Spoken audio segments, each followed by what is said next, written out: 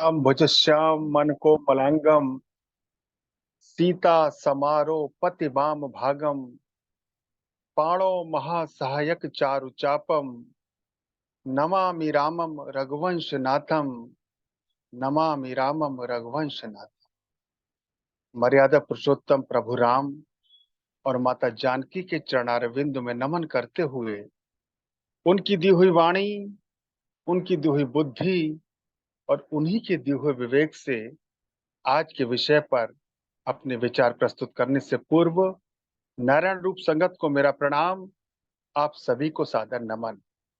साथ ही असत्य पर सत्य, अधर्म पर धर्म और अन्याय पर न्याय की विजय का प्रतीक विजयदशमी का ये पर्व आप सभी को शुभ हो, मंगलकारी हो।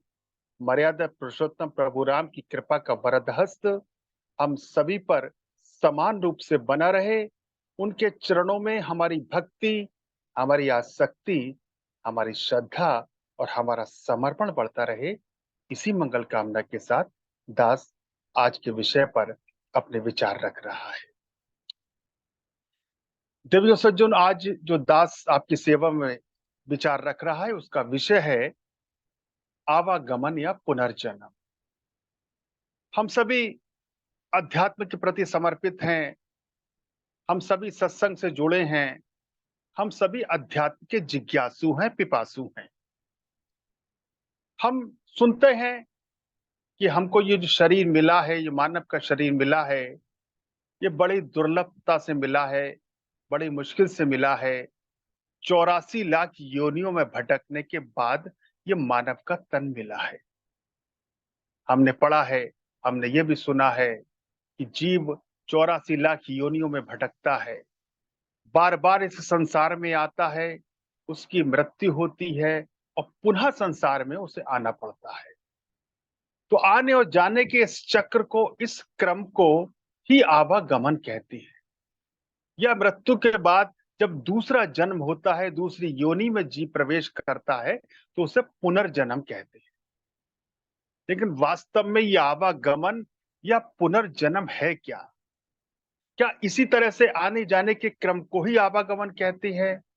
इसी को पुनर्जन्म कहते हैं? या आवागमन या पुनर्जन्म कुछ और है? वास्तव में आवागमन क्या है? हमारे जहन में ये सवाल उठता है, प्रश्न उठता है कि आवागमन क्या है? पैदाइश अर्थात उत्पत्ति, जीव की उत्पत्ति का कारण क्या है? आखिर बार बार जन्म क्यों लेना पड़ता है? जब संसार से जाना ही है तो पुनः संसार में आना क्यों पड़ता है? हमारे जब ये देह नष्ट हो जाती है, हमारे ये शरीर नष्ट हो जाता है, जीव की क्या हालत होती है? मृत्यु, कई बार हम कई तो ये अकाल स्वाभाविक मृत्यु क्या है और जीवात्मा के आवागमन के बारे में सत्पुरुषों का, अध्यात्म का क्या विचार है, क्या मार्गदर्शन है? आज इसी विषय पर दास पूज्य गुरुदेव के मार्गदर्शन के आधार पर अपने विचार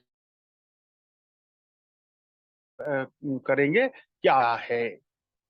और साथ ही आज ये भी संभव है असत्य पर सत्य, अधर्म पर धर्म, अन्याय पर न्याय और बुराई पर अच्छाई की विजय का प्रतीक ये विजयदशमी वास्तविकता में है क्या?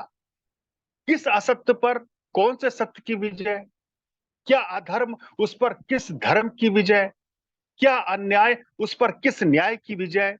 और क्या बुराई उस पर क्या अच्छाई की विजय? आज इसको भी कुछ थोड़ा सा समझने का प्रयास करेंगे, इस पर भी मनन करें। तो सबसे पहले एक बड़ा ही महत्वपूर्ण प्रश्न है कि आवागमन है क्या? तो गुरुदेव ने कहा है कि कर्मों के फल की ख्वाहिश करने ही आवागमन है।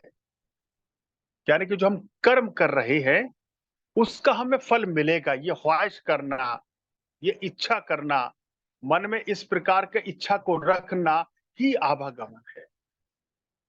अब देखें, हम जो समझते हैं आवागमन क्या है, गुरुदेव क्या बता रहे हैं कि कर्म जो कर रहे हैं उसके फल की ख्वाहिश, हमने जो भी कर्म किया उसका हमें फल क्या मिलेगा, हमारे मन में पहले ही विचार आता है। तो गुरुदेव कह रहे कर्मों के फल की ख्वाहिश करना ही आवागमन है। आवागमन क्या है? गुरुदेव समझा रहे हैं। प्रश्न पूछा है गुरुदेव से कि आवागमन क्या है? गुरुदेव उसका उत्तर देते हुए हमें समझाते हैं कि आवागमन क्या है? कि बुद्धि नाशवान दुख रूप इंद्रियों के भोगों में अविनाशी सुख प्रतीत करती हुई नित ही इंद्रियों के भोगों में आसक्त होकर के नाना प्रकार के भोग भोगती है। गुरुदेव कह रहे हैं हमारी जो बुद्धि है ये नाशवान दुख रूप इंद्रियों के भोग, जो इंद्रियों के जो भोग हैं वो नाशवान हैं, वो दुख रूप है। गुरुदेव कह रहे हैं जो इंद्रियों के भोग जो हम भोग रहे हैं, जो हम कर्म कर रहे हैं, जिनके प्रति हमारी आसक्ति है, जिनके फलों की ख्वाहिश करना ही आवागमन, जैसे गुरुदेव ने कहा, वो कह रहे हैं बुद्धि नाशवान दुख रूप इंद्रियों के भोगों में अविनाशी सुख प्रतीत कर। इंद्रियों के जो दुख है, इंद्रियों के जो भोग है वो नाशवान है, वो दुख रूप है, उसमें अविनाशी सुख प्रतीत करती है। उसको लगता है बुद्धि को इससे सुख मिलेगा, इसमें सुख है। इंद्रियों के भोगों में आसक्त होकर के नाना प्रकार की भोग भोगती है, मगर नित ही अशांत और भयभीत रहती। इंद्रियों के जो भोग हैं वो दुख रूप हैं, वो नाशवान है। हमारी बुद्धि उन दुख रूपी, उन नाशवान जो हमारे इंद्रियों के भोगों में सुख प्रतीत करती है, उसमें सुख का अनुभव करती है, मगर नित ही अशांत और भयभीत रहती है। आखिर शरीर को विनाश हो जाता है, शरीर हमारा समाप्त हो जाता है, बुद्धि अधिक संकट लेकर शरीर से जुदा हो जाती है। हमारा शरीर समाप्त हो जाता है, बुद्धि अधिक संकट लेकर शरीर से जुदा हो जाती है, फिर वासना अनुसार दूसरे शरीर को धारण कर। जैसी वासनाएं हैं, जैसी कामनाएं हैं, जैसी इच्छाएं हैं, उसी के अनुसार ये बुद्धि दूसरे शरीर को जब धारण करती है, इसी तरह शारीरिक भोगों की आसक्ति को धारण करके अनेक योनियों में विचरती है और दुख सुख में भरमाती रहती है। यही आवागमन रूप संसार है। गुरुदेव कह रहे हैं, स्पष्ट बताया है कि बुद्धि क्या है हमारी, जो हमारी इंद्रियों के भोग हैं वो दुख स्वरूप है, उसमें सुख प्रतीत करती है, उसमें सुख का अनुभव करती है और निथि इंद्रियों के भोगों में आसक्त होकर के नाना प्रकार के भोग भोगती है, लेकिन अशांति रहती है। अब देखिए हमने अब तक जीवन में कितने भोग भोगे हैं, कितने सुख प्राप्त किए हैं। हमने अपना पूरा जीवन सुखों की प्राप्ति में ही लगा दिया है। हमने अब तक का सारा जीवन इंद्रियों के भोगों को पूरा करने में ही लगा दिया है। क्या इंद्रियों के भोग पूरे हो गए? क्या हमें संसार के सारे सुख मिल गए? क्या आज हमारे जीवन में कोई दुख तो नहीं? क्या हमें सारे दुखों से निवृत्ति मिल गई? नहीं। उसका कारण यही है कि इंद्रियों के जो भोग हैं वो दुख स्वरूप है, वो नाशवान है, वो समाप्त होने वाले हैं, वो मिटने वाले हैं। इंद्रियों के भोग समाप्त हो जाएंगे, ये शरीर समाप्त हो जाएगा, लेकिन मैं समाप्त नहीं होऊंगा। और जिस प्रकार जो भी मेरे मन में जो वासनाएं, जो कामनाएं रह जाएंगी, बुद्धि उसको लेकर इस शरीर से जुदा हो जाएगी और दूसरे जन्म लेगी, दूसरे शरीर को धारण करेगी। यही आवागमन है। अब बात होती है कि असत्य पर सत्य की विजय। विजयदशमी का जो पर्व है, ये असत्य पर सत्य की विजय का प्रतीक है। अब सबसे बड़ा असत्य हमारे अंदर क्या है? सबसे बड़ा असत्य यही तो है कि इंद्रियों के जो भोग हैं, वो नाशवान हैं, मिटने वाले हैं, समाप्त होने वाले हैं। इस असत्य को हम आज तक क्या समझ पाए हैं? विजयदशमी का पर्व हम हर वर्ष मनाते हैं, रावण का पुतला हर वर्ष फूंकते हैं, लेकिन क्या अपने इंद्रियों के भोगों का जो असत्य है, उस पर हम विजय प्राप्त कर पाए हैं? जिस दिन हमने अपने इंद्रियों के भोगों रूपी असत्य पर इस सत्य की विजय हासिल कर ली कि ये भोग नाशवान है, मिटने वाले हैं, समाप्त होने वाले हैं, और उन इंद्रियों के भोगों से आसक्ति को जिस दिन समाप्त कर दिया, उस दिन असत्य पर सत्य की विजय को हम प्राप्त कर पाएंगे। उसी दिन हम विजयदशमी का पर्व वास्तव रूप में समझ पाएंगे और विजयदशमी को मना पाएंगे। दूसरा है अधर्म पर धर्म की विजय का प्रतीक। अब अधर्म क्या है, धर्म क्या है? बाहर संसार में अधर्म या धर्म क्या है, इसको समझना, इसको जानना बाद में है। पहले हम ये तो देखें हमारे अंदर अधर्म क्या है, हमारे अंदर कौन सा अधर्म है? सबसे बड़ा अधर्म यही तो है कि इंद्रियों के भोगों की आसक्ति, इंद्रियों के जो भोग है उसमें हम सुख ढूंढ रहे हैं, उसमें सुख की चाहत कर रहे हैं, उससे सुख पाने का प्राप्त कर रहे हैं। सबसे बड़ा अधर्म हमारे अंदर यही है। और इंद्रियों के भोगों की जो आसक्ति है, इंद्रियों के जो भोग है, उस अधर्म पर जो धर्म की विजय है वो यही है कि इंद्रियों के भोगों की आसक्ति से मुक्त हो जाएं, इंद्रियों के जो भोग हैं, जिसमें हम सुख ढूंढ रहे हैं, उसको समझने लगे, उस पर जब विजय प्राप्त कर लेंगे, तब वो अधर्म पर धर्म की विजय है, तब वो असत्य पर सत्य की विजय है। और यही सबसे बड़ा अन्याय भी है, हमारे अपने साथ ही, अपने प्रति अन्याय है। अरे संसार के अन्याय की बात, संसार के दुख की बात, संसार के अधर्म की बात, संसार के असत्य की बात बाद में करें, पहले मैं अपने असत्य, अपने अधर्म, अपने अन्याय के बारे में तो सोच लूं कि कितना बड़ा मेरा ये अन्याय है कि जो मेरे इंद्रियों के जो सुख हैं, इंद्रियों के जो भोग हैं, उसमें मैं सुख ढूंढ रहा हूं। इस अन्याय पर ही तो न्याय की विजय है। इसी से तो मुझे मुक्त होना है, इसी से तो मुझे बाहर निकलना है, इसी को तो समझना है। बुराई पर अच्छाई की विजय का प्रतीक विजयदशमी।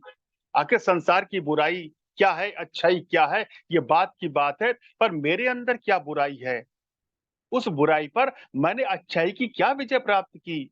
सबसे बड़ी अंतर मेरे अंदर यही तो बुराई है कि जो इंद्रियों के जो भोग हैं, इंद्रियों के जो भोग हैं, उसमें मैं सुख ढूंढ रहा हूं, जो कि मिटने वाले हैं, समाप्त होने वाले हैं। सबसे बड़ी बुराई है, हमने सुना है, हमने पढ़ा है कि सबसे बड़ी जो बुराई है वो यही है हमारे अंदर कि हम अपने सुख ढूंढते हैं, संसार को सुख रूप समझते हैं, अपने शरीर को सुख रूप समझते हैं, और सुख रूप समझते समझते अपना जीवन व्यतीत कर देते हैं। जीवन समाप्त हो जाता है, लेकिन हमारे दुख समाप्त नहीं होते, और दुखों को लेकर ही हम संसार से विदा हो जाते हैं, संसार से जुदा हो जाते हैं। तो ये जो मेरे मन की बुराई है, जो इंद्रियों के मेरे भोग हैं, जो आवागमन का मूल कारण है, गुरुदेव कह रहे हैं, इन पर ही विजय पाना ही वास्तविक विजयदशमी है, या वास्तविक दशहरा है, और वास्तविक रावण का दहन है। अब आगे एक प्रश्न है कि पैदाइशी उत्पत्ति का कारण क्या है? आखिर आवागमन का चक्र क्यों होता है? आखिर जब संसार में दोबारा आना है तो फिर जाना क्यों पड़ता है?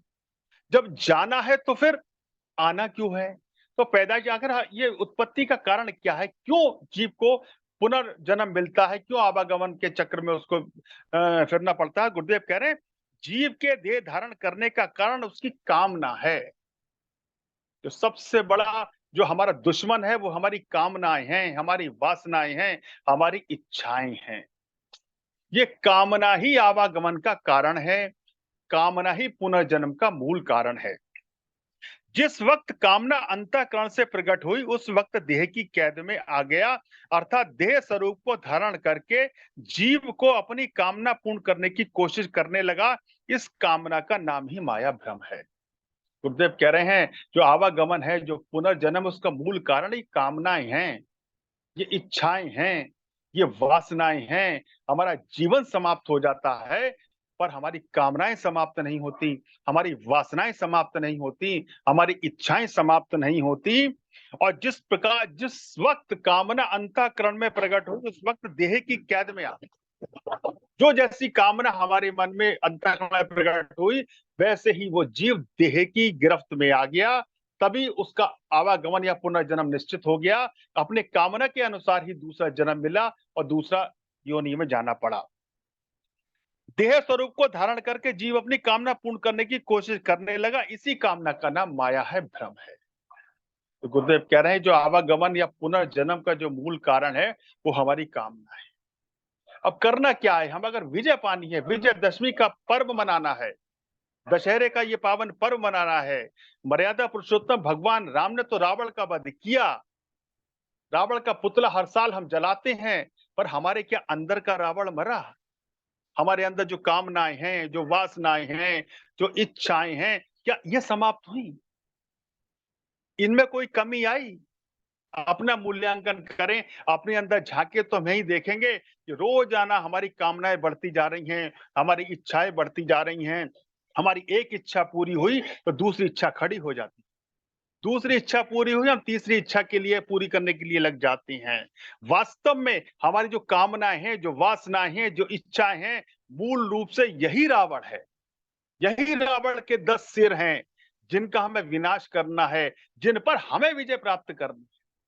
हमारी कामनाओं पर, हमारी वासनाओं पर, हमारी इच्छाओं पर विजय प्राप्त करने के लिए, हमारी कामना, वासना या इच्छा रूपी रावण पर विजय पाने के लिए कोई राम नहीं आएंगे। हम स्वयं ही रावण है, स्वयं ही राम है। हमें अपने अंदर के राम को जगाना है और अपने अंदर जो कामनाएं, जो वासनाएं, जो इच्छाओं का रावण है, उसका दहन करना है, उस पर विजय प्राप्त करनी है। तभी हम वास्तव में विजयदशमी का पर्व सेलिब्रेट कर पाएंगे, विजयदशमी को हम मना पाएंगे। अब दूसरा वचन है जिसमें गुरुदेव ने हमें समझाया है कि आवागमन पुनर्जन्म के बारे में, कि आवागमन या पुनर्जन्म क्या है, और स्पष्ट किया है कि शारीरिक भोग वासना ही जीवन का सफर है। शरीर की भोग वासना है, बस एक लक्ष्य, एक उद्देश्य जीवन का, शरीर की भोग वासनाएं पूरी हों। शारीरिक भोग वासना ही जीवन का सफर है। इस सफर को पूर्ण करने की खातिर हर एक जीव यत्न करता है। हमारे जो सुबह से शाम तक का जो भी क्रियाकलाप है, जो भी काम करते हैं, चाहे व्यापार करें, नौकरी करें, कुछ भी काम करें, उसका मूल कारण क्या है? अपने शरीर की जो वासना है, इच्छाएं, उनको पूरी करना। मगर शरीर खत्म हो जाता है, शारीरिक भोग वासना का सफर खत्म नहीं होता। यही सत्यता है, शरीर समाप्त हो जाता है, पर हमारी भोग वासनाएं, हमारी इच्छाएं समाप्त नहीं होती, जो दोबारा फिर जन्म देती। फिर वो हमें दोबारा संसार में आना पड़ता है। यही हमारे आवागमन का मूल कारण, पुनर्जन्म का मूल कारण है। राजा से लेकर रंक तक, धनी से लेकर दरिद्री तक, परिवार से लेकर निरपरिवारी तक, गुणी से लेकर मूर्ख तक, तथा ऐसे ही और तमाम जूनियों के जीव इस भोग वासना को पूर्ण करने की खातिर विचर रहे हैं। मगर बगैर तत्व ज्ञान के इस सफर में मुकाम हासिल होना अति कठिन है। अच्छी तरह से इस जीवन यात्रा को अनुभव करके अपनी निर्मल उन्नति करनी चाहिए। गुरुदेव कह रहे हैं, हमारे जो उनका जो मेन मार्गदर्शन है हमारे लिए, उनका फोकस है, वो वासनाओं पर ही विजय पाने के लिए है, अपनी कामना, अपनी इच्छाओं पर ही विजय पाने के लिए है। तभी हम अपनी जब कामनाओं पर, अपनी वासनाओं पर विजय प्राप्त करेंगे, तभी हम आवागमन के चक्र से मुक्ति प्राप्त कर सकते हैं, आवागमन के चक्र से छूट सकते हैं। अब सवाल उठता है, कई बार हम देखते हैं संसार में एक स्वाभाविक मृत्यु होती है, एक अकाल मृत्यु होती है। कई बार किसी की मृत्यु को देख के लगता है, अरे अभी तो इसके जाने का समय नहीं था, समय से पहले ही व्यक्ति चला गया। और किसी की जब आयु पूर्ण हो जाती है, तो वो संसार से जाना पड़ता है। तो सवाल उठता है कि अकाल मृत्यु है क्या? अकाल मृत्यु का स्वरूप क्या है? अकाल मृत्यु किसे कहते हैं? गुरुदेव कह रहे हैं, अकाल मृत्यु कोई चीज नहीं है, सिर्फ 3 तापों से शरीर का नाश होता है। शरीर का जो नाश होता है, विनाश होता है, उसके 3 ताप गुरुदेव बता रहे हैं। आदि अर्थात मन के अत्यधिक खेद से। एक आदि, मन का अत्यधिक खेद हो जाए, तो उससे शरीर का विनाश हो जाता है। दूसरा है व्याधि, अर्थात शारीरिक रोग से, शरीर का कोई रोग लग जाए, उसकी वजह से शरीर समाप्त हो जाता है, ये व्याधि। और तीसरी उपाधि, अर्थात बाहर के किसी हादसा, किसी दुर्घटना से। आदि, व्याधि, उपाधि। आदि अर्थात शरीर, मन के अत्यधिक खेद से, व्याधि अर्थात शारीरिक रोग से, उपाधि अर्थात बाहर के किसी हादसा, कोई दुर्घटना हो जाए, कोई हादसा हो जाए। तो ये मृत्यु के 3 कारण गुरुदेव ने बताए हैं। ये तीनों ताप कर्म अनुसार प्राप्त और लाजमी अनिवार्य है। शरीर तो एक दिन नाश होगा ही, शरीर का नाश तो निश्चित है। जिस दिन हमने जन्म लिया, उस दिन हमारे शरीर के नाश होने की तिथि, समय, सब कुछ डिसाइड हो गया। तो वो कह रहे शरीर का मृतक होना इन्हीं कारणों में से, ये संसार अधिक कठिन है। एक प्रभु के परायण होकर ही तमाम तोहमात, भ्रमों से छुटकारा मिलता है और जीवन यात्रा के सभी उद्देश्य को हासिल कर सकता है। शरीर का नाश होना लाजमी अनिवार्य है, चाहे भले ही किसी वक्त भी हो जाए। इस वास्ते क्षण भंगुर शरीर से जो कार्य परमार्थ अनुकूल होवे, जल्दी से जल्दी कर लेना चाहिए। गुरुदेव ने बताया काल मृत्यु के कारण के आदि, व्याधि, उपाधि, 3 कारणों से शरीर का विनाश हो जाता है। और ये तीनों ही जो कारण है हमारे कर्म अनुसार मिलते हैं। जैसे हमारे कर्म है, उसी अनुसार हमारी देह का नाश होगा, उसी प्रकार उसी के अनुसार हमारी मृत्यु होगी। और तो गुरुदेव कह रहे हैं कि प्रभु के परायण होने से, ईश्वर परायण हो जाएं जब हम, तभी ये तभी इन भ्रमों से छुटकारा मिलता है। जीवन यात्रा के सही मकसद उद्देश्य को समझा जा सकता है। शरीर का नाश होना लाजमी है, किसी वक्त भी हो जाए। इस वास्ते क्षणभंगुर शरीर, जो भी कार्य परमार्थ अनुकूल हो, जो भी अच्छे काम हो, जो भी शुभ कार्य हो, वो शीघ्र शीघ्र कर लिए जाए। अच्छे कामों को टाला ना जाए। होता क्या है, हम अच्छे कामों को टालते हैं हमेशा। कोई भी बुरा काम करना हो, उसमें करने में हम जल्दबाजी करते हैं, लेकिन जो अच्छा काम है, उस अच्छे काम को हम टालते हैं। और ये उपदेश, ये संदेश रावण ने दिया था भगवान लक्ष्मण जी को। जब रावण की मृत्यु होने लगी, जब रावण मृत्युशैया पर था, तब प्रभु राम ने लक्ष्मण से कहा कि जाओ रावण से कुछ शिक्षा लेकर के आओ। ऐसा प्रकांड पंडित, ऐसा योग व्यक्ति संसार से जा रहा है, उससे जाकर कोई सीख लेकर के आओ। तो लक्ष्मण जी हालांकि बहुत ही आप जानते हैं कितने क्रोधित थे और कितने उनका उग्र स्वभाव के थे, लेकिन प्रभु राम के कहने पर वो रावण के पास गए और रावण से प्रार्थना की कि आप जा रहे हैं इस संसार से, मुझे कोई संदेश, कुछ कुछ बात कह के बताइए, कुछ अच्छी बात बताइए। रावण ने कहा, अब तो तुमने आने में बहुत देर कर दी, लेकिन जाते जाते एक संदेश, मेरा एक उपदेश सुन लो कि संसार में मन में जो भी अच्छा कार्य आए उसको जितना जल्दी कर दो उतना अच्छा है, और बुरा काम जितना टाल सकते हो उतना टालो, उतना अच्छा है। मैंने बुरा काम करने में जल्दी की, मैंने सीता का हरण करने में जल्दी की, आज मेरी यह स्थिति हो रही है। तो वही बात गुरुदेव कह रहे हैं कि मन में किसी प्रकार का कोई भी अच्छी बात आए, कोई परमार्थ अनुकूल काम आए, उसको जल्दी से जल्दी कर देना चाहिए ताकि उसका लाभ मिल सके, और बुरे काम को जितना टाल सकते हैं, कोई मन में बुरा भाव आ गया, कोई बुरा विचार आ गया, कोई बुरा कर्म करने की आ गई, उसको जितना टाल सकते हैं उतना टालें, ये गुरुदेव हमें बता रहे हैं। अब आगे एक और वचन पढ़ के दास अपनी वाणी को विराम देगा, उसके बाद मैं निवेदन करूंगा आदरणीय प्रेमी मनोज मिश्रा जी से कि आज विजयदशमी के पर्व पर कुछ प्रकाश डाले, कुछ हमारा मार्गदर्शन करें। एक वचन और है जिसमें गुरुदेव कह रहे हैं, तमाम शरीर कर्म स्वरूप हैं और आत्मा निकर्म स्वरूप है।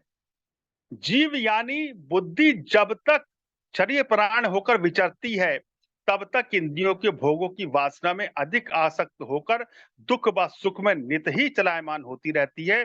इसी अवस्था को कर्म बंधन या आवागमन कहा गया है। तो गुरुदेव ने बताया जो आवागमन का मूल कारण है, जो आवागमन या पुनर्जन्म किस लिए होता है, वो हमारे जो मन, जो इंद्रियों के भोग हैं, जो उसकी आसक्ति है, उस आसक्ति में, उस इंद्रियों के भोगों में हम सुख प्रतीत करते हैं, और तभी हम आवागमन के चक्र में, आवागमन के उसमें फंसते रहते हैं। अब देखिए विजयदशमी का पर्व हम सभी मना रहे हैं, हम सभी जानते हैं मर्यादा पुरुषोत्तम प्रभु राम ने रावण का वध किया, रावण का संहार किया। प्रभु राम जब तक अयोध्या में रहे तब तक वो राजा राम कहलाए, दशरथ नंदन राम कहलाए, राजकुमार राम कहलाए। लेकिन प्रभु राम जब 14 वर्ष की यात्रा से वापस अयोध्या आए, तब वो मर्यादा पुरुषोत्तम भगवान राम कहलाए। इस 14 वर्ष की यात्रा ने राम को मर्यादा पुरुषोत्तम बनाया, भगवान बनाया, ईश्वर बनाया। आज भारतीय संस्कृति में, भारतीय सभ्यता और संस्कारों में कोई भी रिश्ता हो, उसकी तुलना राम से की जाती है। उसका पैमाना, उसको नापने तोलने का जो चरित्र है, वो प्रभु राम का चरित्र है। यहां भारतीय संस्कृति में किसी से पूछे कि पुत्र कैसा, राम जैसा। पिता कैसा, राम जैसा। भाई कैसा, राम जैसा। पति कैसा, राम जैसा। मित्र कैसा, राम जैसा। राजा कैसा, राम जैसा। गुरु कैसा, राम जैसा। सेवक कैसा, राम जैसा। और किसी ने पूछा रावण से कि अरे शत्रु कैसा, उत्तर मिला राम जैसा। प्रभु के हर चरित्र में, उनके हर कैरेक्टर में मर्यादा है। वो रावण से शत्रुता करते हैं, उसमें भी एक मर्यादा है। युद्ध से पहले रावण के पास वो अंगद को शांति दूत बनाकर भेजते हैं, उसे समझाने का प्रयास करते हैं कि सीता को लौटा दो, युद्ध टल जाएगा। तो आज विजयदशमी के इस पर्व पर हम प्रयास करें मर्यादा पुरुषोत्तम भगवान राम के जीवन से प्रेरणा लेने की, उसको अपने जीवन में धारण करें, और अपने मन की जो बुराइयां हैं, हमारे मन का जो असत्य है, जो अधर्म है, हमारी जो कामनाएं हैं, जो वासनाएं हैं, जो इच्छाएं हैं, उस पर अगर हम विजय प्राप्त कर पाए तो निश्चित ही विजयदशमी के पर्व के महत्व को हम समझ पाएंगे, विजयदशमी का पर्व हम मना पाएंगे, और आवागमन या पुनर्जन्म के चक्र से भी मुक्ति प्राप्त कर पाएंगे। प्रभु हमारे संकल्पों में हम सभी की आध्यात्मिक उन्नति और आध्यात्मिक प्रगति में हमारा सहायक हो। इसी मंगल कामना के साथ मैं अपनी वाणी को विराम करते हुए, वाणी को विराम देते हुए निवेदन करूंगा आदरणीय प्रेमी मनोज मिश्रा जी से, इस विजयदशमी के पर्व पर कुछ प्रकाश डालें, कुछ हमारा मार्गदर्शन करें। ओम ब्रह्म सत्यम सर्वदा। ओम ब्रह्म सत्यम सर्वदा। भगवान राम जब अयोध्या वापस आए, तब कौशल्या माँ ने अपने पुत्र से पूछा, राम, तुमने रावण को मार दिया? भगवान राम हाथ जोड़ करके कहने लगे, मां, रावण तो महाज्ञानी, महाप्रतापी, महाप्रबलशाली, प्रकांड विद्वान और ब्राह्मण शिव भक्त है और चारों वेदों का ज्ञाता है, जिसने शिव तांडव स्तोत्र के रचयिता रावण को मैं कैसे मार सकता? मैंने रावण को नहीं मारा, रावण को मैंने मारा। अर्थात मैंने नहीं, मैं, अर्थात अहंकार ने, उसी के अपने अहंकार ने रावण को मारा।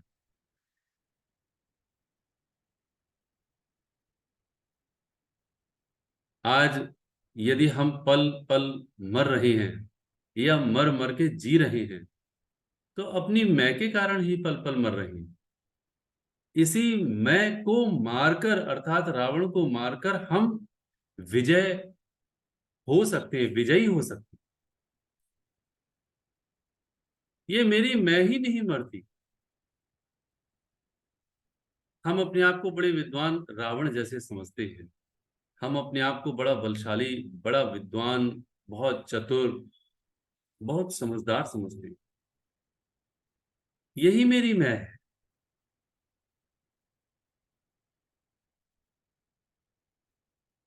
यदि किसी स्थान पर 10 लाख रुपए हों, या 1 करोड़ रुपए हों, या 100 करोड़ रुपए हों, और ये कहा जाए कि तुम वहां जाओगे, तुमको वो ये सारी संपदा प्राप्त हो जाएगी, लेकिन एक दूसरा स्थान भी है जहां पर पारसमणि है। वो पारसमणि जो स्पर्श होते ही, जिसके स्पर्श मात्र से ही सब कुछ स्वर्ण में बदल जाता है, वो पारसमणि होती है। और पारसमणि किसी दूसरे अन्य स्थान पर रखी हुई है। यदि एक मनुष्य वह 100 करोड़ प्राप्त करने का यत्न करे, तो वह बुद्धिमान कहलाएगा, या वह मनुष्य वह पारसमणि प्राप्त करने का यत्न करे, वह बुद्धिमान कहलाएगा? तो आप सब यही बात कहेंगे कि पारसमणि को प्राप्त करना चाहिए, तभी मेरी बुद्धिमानी है। लेकिन मैं अभागा, मैं बुद्धिहीन, जो अपने आप को बुद्धिमान समझता हूं, उन रुपयों के, उन संपत्ति के उस ढेर को इकट्ठा करने की कोशिश करता हूं और पारसमणि को छोड़ देता हूं, तो भला कौन बुद्धिमान कहेगा?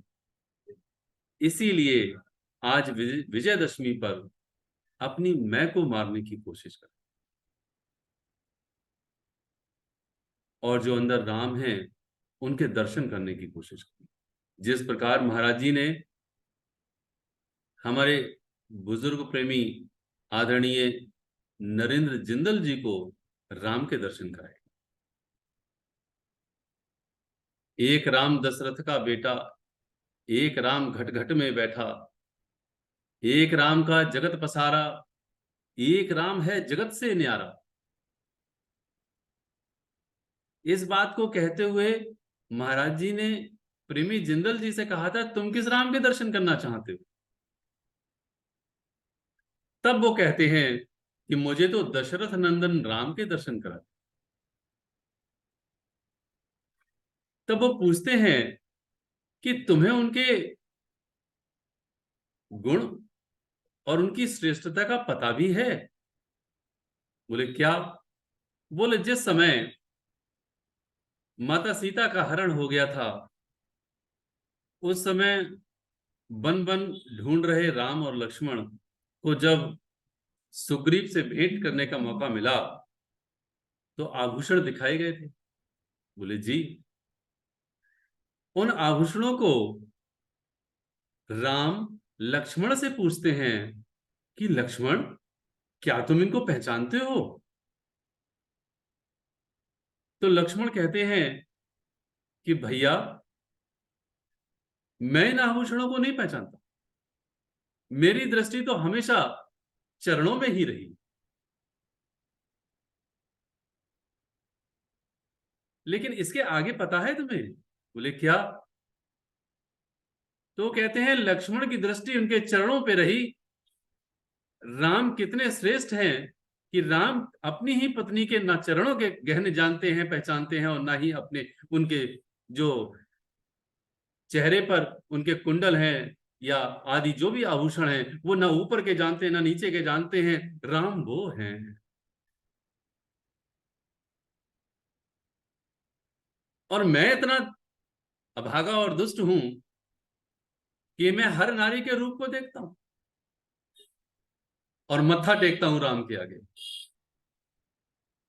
तो तुम राम के दर्शन करना चाहते हो, राम के भाई इतने श्रेष्ठ, राम इतने श्रेष्ठ, तो राम के अंदर दर्शन करो। तो जिस तरह से महाराज जी ने प्रेमी नरेंद्र जिंदल जी को राम के दर्शन कराए, उसी तरह से हम सभी के लिए अपने गुरु रूप ईश्वर से प्रार्थना करते हुए अंदर ही घट-घट बैठे राम के दर्शन करने चाहिए। उनसे प्रार्थना करनी चाहिए कि मेरा अहंकार, मेरी बुद्धि बुद्धिहीन हो जाए, या यूं कहें मेरी बुद्धि तुम्हारे चरणों में समर्पित हो जाए, और हे परम पिता परमेश्वर, मुझे आपके दर्शन हो जाए। और ऐसे दर्शन करते हुए हम परमात्मा में विलीन हो जाएं। यही विजय है हमारी, और यही विजयदशमी है। ओम ब्रह्म सत्यम सर्वम।